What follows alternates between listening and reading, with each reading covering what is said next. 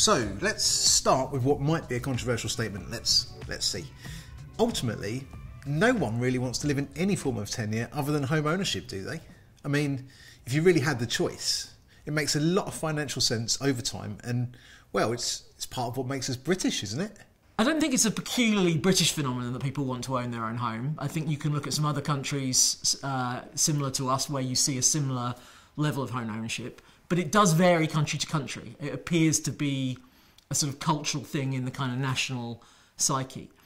And I don't think we should regret that too much. And to me, if you want to build a fairer society, actually you want to try and spread ownership reasonably widely, because if you have a society where half people own and half people don't, and you have high house price inflation, you're just widening the gap between rich and poor. But I think the crucial thing we need to recognise is that there are some people that are not going to be able to own, and there are other people that might, but not for a while, and therefore we need a good supply of rented accommodation, whether that's in the private rented sector or whether it's social housing. Both affordable rent and, I would argue, social rent is crucial to the mix. So we shouldn't get too hung up on people's tenure preferences. We should just supply what is clearly needed to meet people's demands. The problem, of course, is that this demand across all forms of tenure is simply being unmatched. And subsequently, house prices continue to rise. Now, I'm not going to rehash all the figures overly, but the average house price across the UK is nowadays about £300,000, and that is about 8.5 times the average salary. Now, we've done all of this in an earlier episode, so I don't want to overly dwell on that particular part. So how do you actually buy a house in the UK today? And how does our politics help or hinder that process? The very first thing you need to do is get an idea of how much you can really afford. Now, most first-time buyers, and most buyers actually, are going to require a mortgage, which is basically just a fancy word for a very, very big loan, and one which you're going to pay back over many, many years. Now, typically, you can borrow up to roughly kind of 5 times your household income. You're also going to need a deposit, which, post the 2008 banking crisis, now tends to start as a very minimum, as 10% of the overall cost of the home. The cost of your mortgage, that is the amount that you're going to have to repay every month, is determined by interest rates. And this really is where the politics bit kind of comes in, although not directly, because the Bank of England is independent of politicians, but indirectly, in terms of the macroeconomic climate across the country. So what are interest rates? Interest rates are, at root, the amount that you pay for money. So if you go into a shop and you buy a loaf of bread, you will pay for that. Money is sometimes a commodity in that same way, and for you to be able to get your hands on it, you borrow it and you pay for borrowing that money. That's what we call interest. The fundamental interest rate in the economy is set by the Bank of England. It's called the base rate. And this is really important for people involved in housing, because when the bank base rate goes up, then the cost of mortgages go up by a similar amount. So as interest rates go up, the cost of that money, the banks and the building societies lending you money for your mortgage, the price of that also goes up.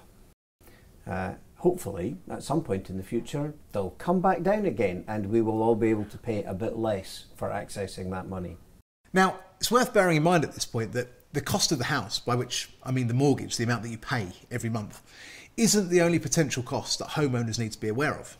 Money is also going to be needed for stamp duty in England and, as it's called in Wales, land transaction tax, which is kind of like a VAT on housing, really. It applies to every sale of a home.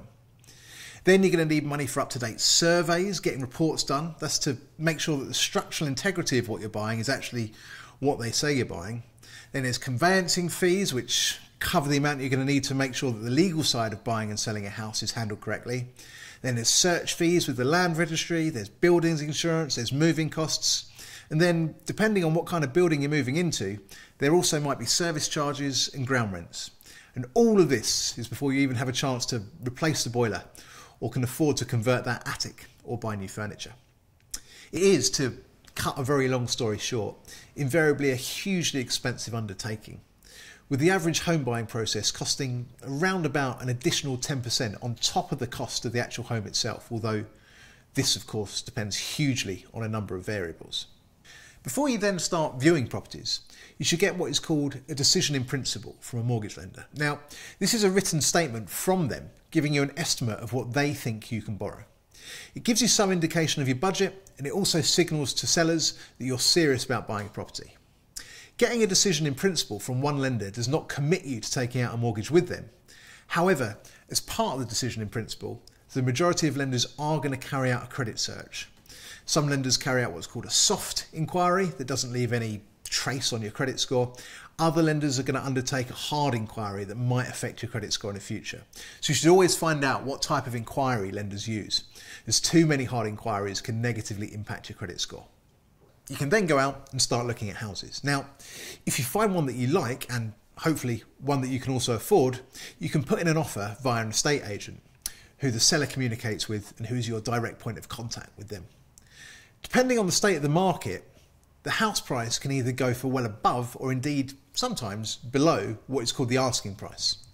Now, this can be a ruthless game of cat and mouse involving numerous bidders until a price is eventually settled upon and one bidder is chosen. The ability to pay, and indeed to pay quickly, is often seen as an advantage, hence the phrase cash buyers, which means people who don't require a mortgage. They're looking to just buy straight away with money which they have in the bank. And sometimes the bidding process will then go to the dreaded quotes best and final offers, where all the interested buyers are asked to submit the absolute maximum that they're willing to pay on a certain date so that the seller can sit down and consider all the offers at the same time. This is when you know you're really in a seller's market. If your bid is accepted, you can then formally instruct your solicitors, get your survey done, make sure that what you're buying is actually what you think you're buying, sign the legal agreements for the mortgage, and then probably wait. Invariably for anything from 4 months to about 6 months, sometimes even a year, whilst these different parties mess around talking to each other and get the paperwork in place. Now, if nothing goes wrong, then the process closes with what is called the exchange of contracts, when the buyer and seller officially exchange their signed documents and are legally bound together, committing them to the transaction. Exchanging contracts is an official legal commitment, and if you withdraw from the agreement after the exchange of contracts, you might well lose your deposit and have to pay compensation to the seller for any losses. And after that, it's just a case of finding a date to move your stuff in, voila. A process that sounds far simpler than anyone who's ever done it will attest to it actually being.